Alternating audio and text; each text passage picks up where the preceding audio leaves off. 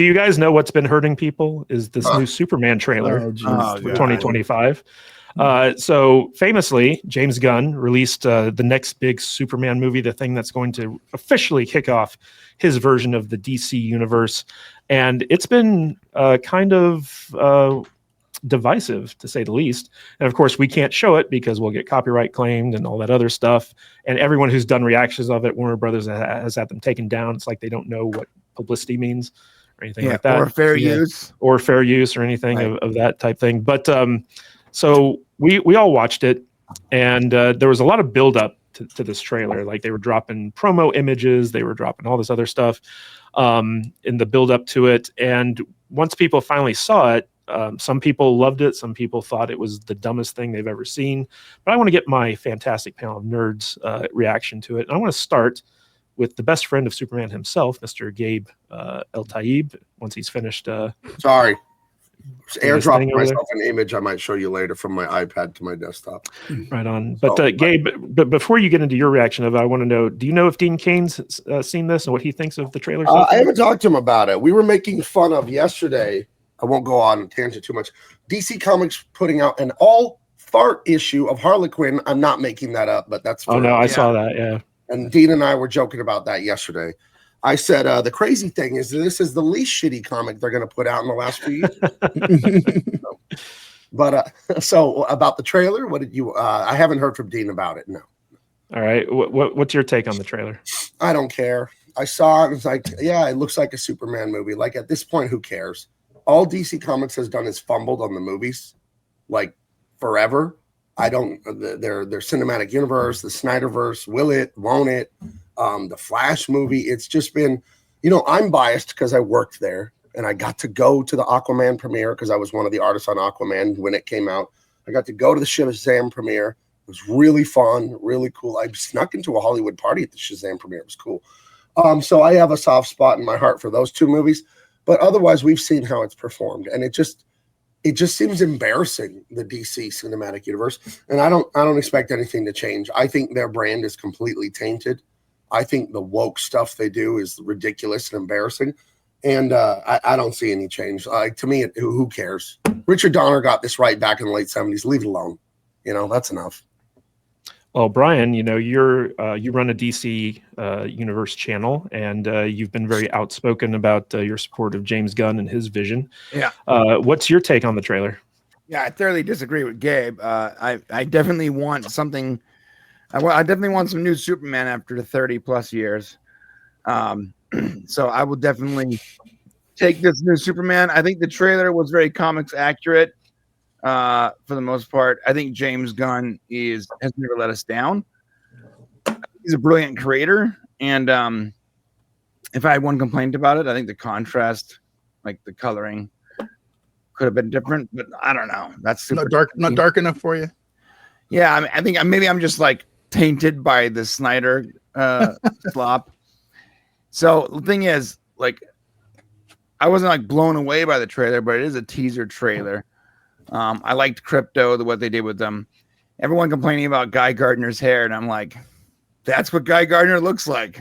So like, everyone wants to complain about his hair, but like, you can't have it both ways. You can't be like, this is not comics accurate, and then when they give you comics accurate, be like, hold on. For 6 years, I was the main colorist of Guy Gardner books, Emerald Warriors, Green Lantern Corps, and the Red Lanterns. We never gave him that dickhead haircut. When he was a dickhead, he had that haircut, though, right? So you don't. But I mean, it looks. So he might be playing the asshole version of that character. We don't know. They shouldn't do it. It looks dumb, and things need to be aesthetic. I mean, we're always talking about this with the woke stuff, with the video games and the uglification of women and flattening their chests and making it like Dragon Age, Veilguard, all that ugly characters.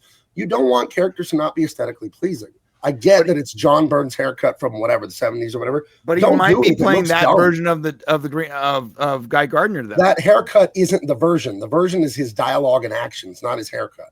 But the famous version where he's an asshole gun for hire that gets punched out by Batman is that haircut. What if they're trying to invoke that era of the comics?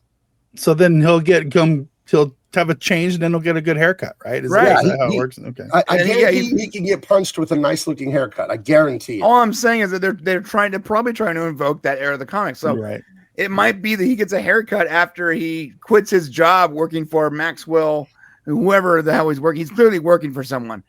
I don't know the story, but from everything I've seen, it's Lois Lane looks like Lois Lane. There's heterosexual, kisses, kiss going on. There's nothing woke from this trailer that we can see. It appears to be a Superman movie, and so James Gunn is, from this trailer, from what we know, he is delivering what we've been asking for a decade. It looks like it's a Superman, comics accurate Superman movie. Yeah, there are some people that all of a sudden become professional cinematographers overnight the second this trailer drops because they hate the fact that Zack Snyder's not the one producing it. I think that James Gunn is going to do a good job, and we should give him a shot. There you go. Mr. Butters, what surprises me a lot about this trailer is that it doesn't seem so much like a Superman movie. It seems more like a Justice League movie because they introduce so many characters here. It's not just Superman. It's Hawkgirl. It is, Guy Gardner's Green Lantern. Mm-hmm. It is Mr. Terrific. There's a lot of call outs in this, like Crypto the dog. You got the Fortress of Solitude in there. You got Lex Luthor. You got what's his name? Brian, help me out. The guy who can metamorphosize and Metamorpho. Yeah. Yes. So you've got all these characters that are introduced into this 2-minute trailer, and it doesn't seem super focused on Superman. So what was your reaction on this? I don't know. It seemed focused on Superman to me, but I'll tell you, I feel like I'm just a old, dried out, emotionless husk because I watched this thing and I had absolutely no reaction whatsoever in one way or the other. I just said, "Oh well, there's the trailer." Watched it and okay, it's done. Nice, yay, Crypto. Okay, cool. Bunch of characters that are going to be introduced for the new James Gunn DC universe, and it didn't do much for me. I'm going to be honest with you. I did like the Crypto thing. I thought it was cool to see, the dog, but that was something new that he put in there that we hadn't gotten in the other movies. But no, I've never been a huge DC guy. I just see another movie with a bunch of people in spandex and tights and capes, and I'm like, okay, well, I guess we'll go watch this one, and I'll kind of save my thoughts for when it actually comes out because this trailer didn't do much of anything for me at all. That's the play. With you. Watch it when it comes out. If it's a good movie means it's a good movie, whether it's superhero or drama, it doesn't matter. Brian, what struck me the most about the release of this trailer is that James Gunn returned to Twitter to promote it as opposed to doing it on Threads where he's been for the past 2-3 years, ever since Elon took over. Yeah, looks like Threads isn't popular enough, huh, buddy? You got a Blue Sky. All the weirdo. Or Blue Sky or whatever is it. Yeah, you coming back to Twitter when you want to promote. Yeah, that actually bothers me a little bit that he insists on coming back to Twitter whenever he wants to actually promote something. But, over on Threads, that's where he actually talks to people. Yeah, but speaking of James Gunn, Odin, so James Gunn got into, a little bit of hot water around some controversial tweets way back in the day, and that kind of soured his relationship with Marvel, and then he moved over to DC and all this other stuff. And so, he's a very outspoken leftist, let's just say.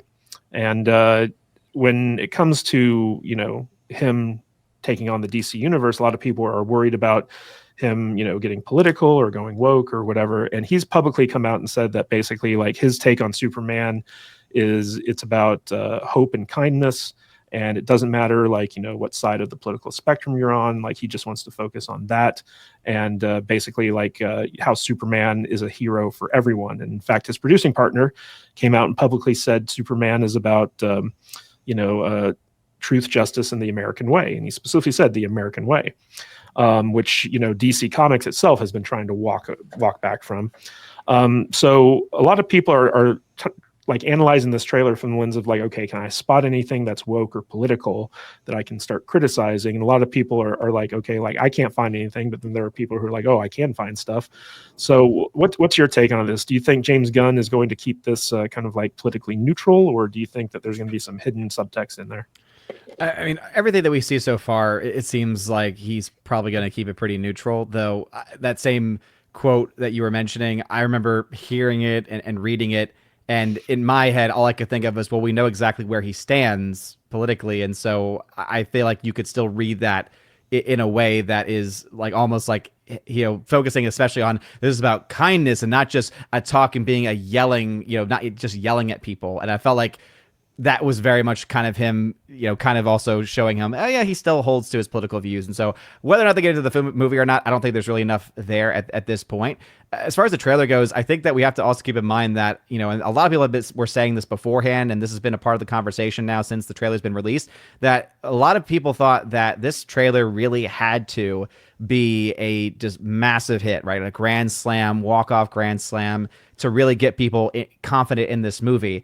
And it only ended up being like, I heard the expression was used like it was a double. I think maybe it was the guys over at Film Threat that may have made that example, that comparison. But I think it's a really good one, right? That basically the trailer's decent. It's not bad, and it's also not great either. There's better trailers that exist.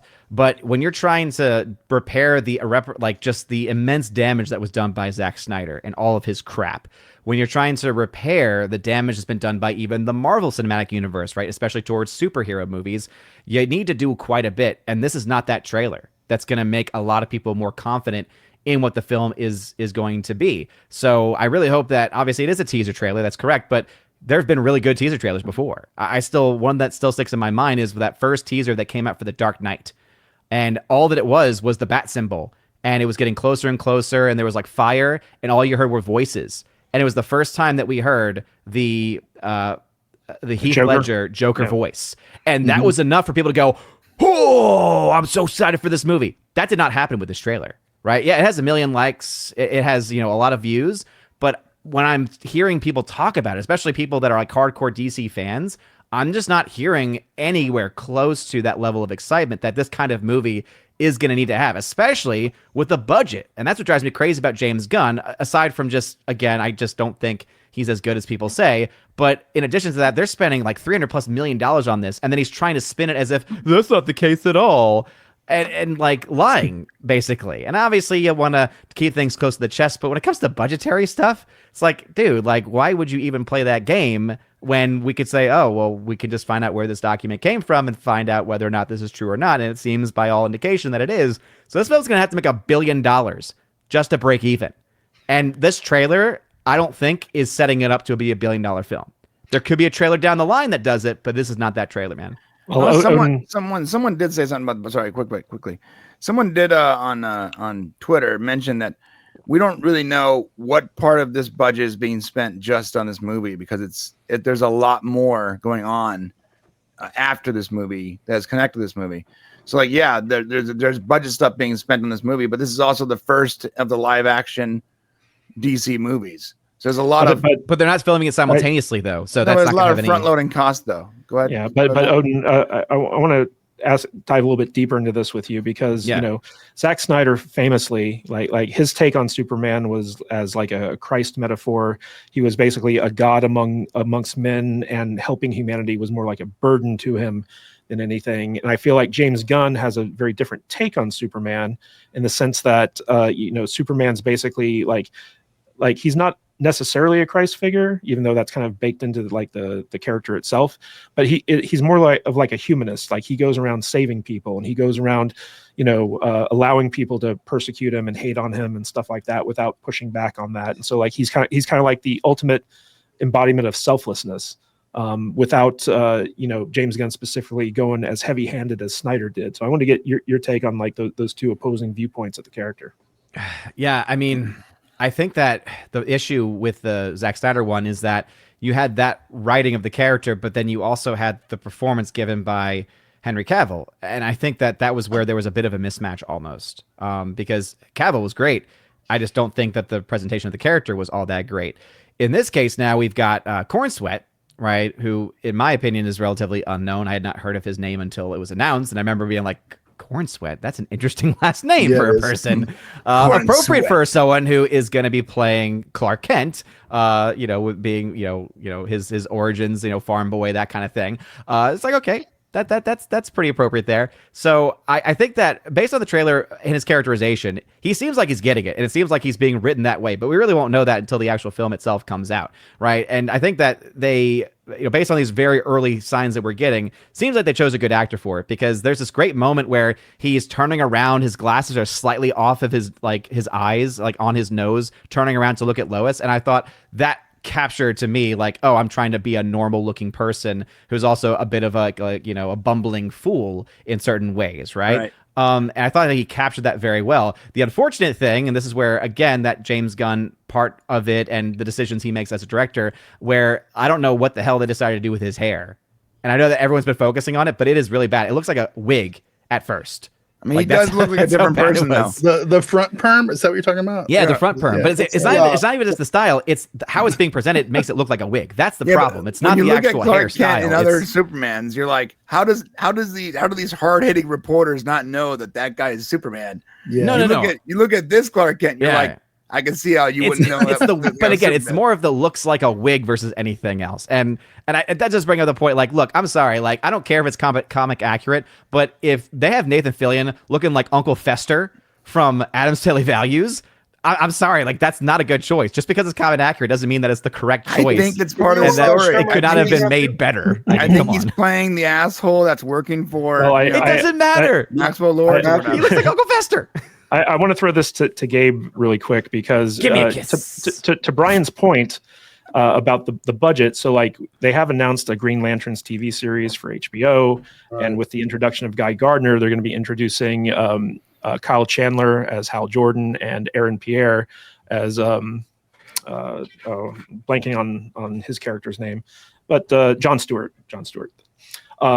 But Gabe, you're very passionate about like this hair issue with Guy Gardner. Well, it's aesthetic. Again, that's all I'm talking about is aesthetics.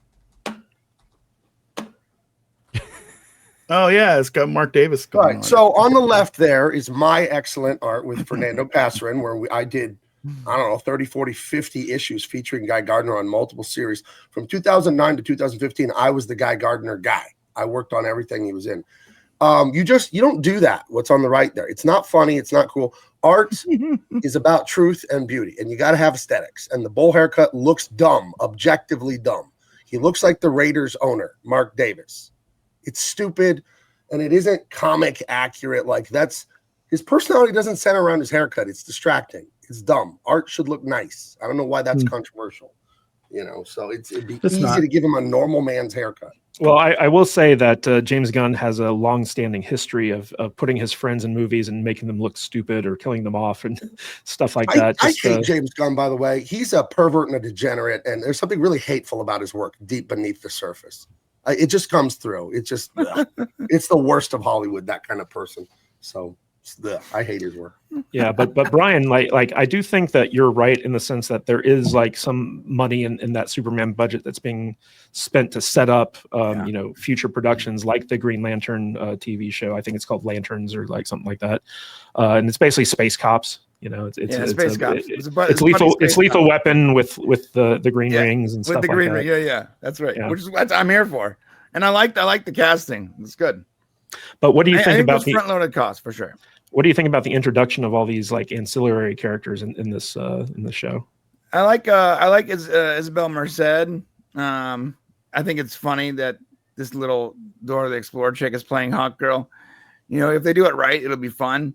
I suspect that James Gunn is going to be using her Thanagarian origin and not the more recent earthly origins, because he's more of a space cosmic kind of guy, which will be cool. As far as the story is concerned, I don't think that these extra characters are being set up for their own movies. I think that they're there to, and this is just my opinion, my theory.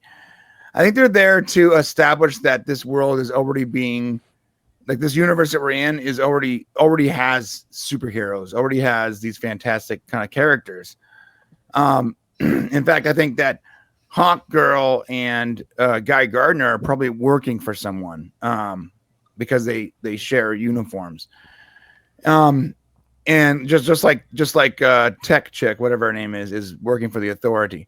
I think that this is supposed to establish that this world already has these fantastic type of characters, these aliens, these superheroes and supervillains, and they're meant to be there to set Clark Kent / Superman aside as being a completely different type of that character. I think he's meant to come in to be the hero, like the genuine hero that protects the innocent, versus working for or doing their own thing. I like the look of Mr. Terrific. I think he looks great. But again, I think that these characters are not there to set up their own movies or whatever. I think they're there to sort of establish the difference between the already fantastical characters and the new Superman. I think that's what they're there for, as an opposite. Yeah, and Odin, a lot of people have been speculating about what exactly the continuity of this Gunn DCU is. And Gunn's basically, like he's behind the Peacemaker shows, and he's basically said everything, or like 90% of what's in Peacemaker is canon. And apparently this movie picks up like in the middle of the action. Clark and Lois already know each other. A lot of these characters are kind of like established in the universe, like Brian said. And so like Superman at this point has been around for a while when this movie starts. But it's still kind of confusing. Like why not just do like a straight up reboot? Like why not start from scratch? Yeah, and that's where I think one of the big criticisms, and the legitimate one, is to start off with the universe, is that there's there was confusion before with the Zack Snyderverse, and now there still remains confusion. And one could say, hey, it's about to get started, and so once it gets started, then it'll get cleared up. But I still think that we're going to probably end up having still that aspect of confusion because of the films being so close to each other. There isn't really a whole lot of time between releases, and then again, there are these projects that exist that are a part of it, but also not a part of it necessarily. Like the whole aspect with like Peacemaker, and it's like, okay, I don't know exactly what the deal is with this stuff. But I did also just want to mention, it's like, what front-loaded cost are you talking about, Brian, with this? Because again, this is an individual film. They're not filming multiple things at the same time, so they're not going to have a lot of money being put up that is going to really be able to hold over for any length of time, especially if they're doing mostly on location shooting. And anything that they might do in studio, I mean, these studios would have already have been established, so they're not really setting up anything that is going to be able to stand the test of time. Maybe some costuming, but not enough for them to. I mean, think about MCU films, right? They spent a ton of money on each and every single one of those, and they shared a lot of the same things. So they're going to spend just as much on any future film as well. So again, $300 million for a movie like this—that's insane for any movie, let alone this. Yeah, I disagree. It's the first live action movie to kick off the new DCU, and there is a lot of front loaded costs. I'm not just talking about costuming, no, but you're talking about hiring actors for multiple films, hiring cinematographers for multiple films. That's like this is just for this movie, though. You don't know. You're not looking at the line items on what everything's costing. This is the first time we've had the head of a studio that's also the writer director on a movie. We have no idea how this is being budgeted. Like you can act like you do, Odin, but you don't. No, because the document that we have is from an official document line from item Ohio. Come on. It's saying specifically what the when you have that name listed as production budget, that has a very specific meaning to it. All right, bro. That is specific to that one production. Okay, you know it. No, yeah, yes, I do, because production budgets have never been listed as for any future project that this person might ever do. You understand this very unique situation in which the head of a studio is making the very first fucking movie of a franchise of an entire universe. I mean, more than I do. So yeah, I've only been covering box office. Yeah, dude. It's cool, man. I know nothing. No. Production budget now all of a sudden means something different. You apparently. know what you're talking about. I didn't realize they changed the definition of what production budget never means. happened in the fucking history of Hollywood. Yeah, because no one's ever made a movie before. No one's ever made a superhero franchise before. Oh my gosh. You have a brand new head of a studio who's also writing and directing the very first movie in a line of movies. But guys, I am a very listen. You're stressing me out. I'm a very non-confrontational person. I'm gonna have to leave here in a minute if you guys don't. I love it. I'm like, look, I honestly don't fucking know, but and I know you're educated, dude, but I don't think you know either, bro. Like, and when it comes to this situation, I think it's unique. Right? You gotta admit it's unique, right? No. It's again, not unique. It's okay. Have we ever seen this before? The problem is that you're focusing on one aspect of it, but that has nothing to do with the actual, again, listed production budget. I get what you're saying, but have we ever seen this before? That doesn't matter. Production budget always means the same thing. Have we ever seen the head of a studio, brand new head of a studio, writing and directing the very first movie in a potential 10+ movie franchise? Bro, have we ever even seen if they listed a dog as a producer and director and writer, and then had a production budget, and you would say it's the first time a dog has ever been listed as a producer and a director, the production budget would still mean the exact same thing as it did in the previous films for any franchise. I think it's different, dude. I think it's a completely different situation, and you have this guy setting up a brand new, huge franchise potentially. So, Kadish, who are you going to throw this to next? What's going on? Yeah, right. I noticed that Kadish hasn't been talking very much.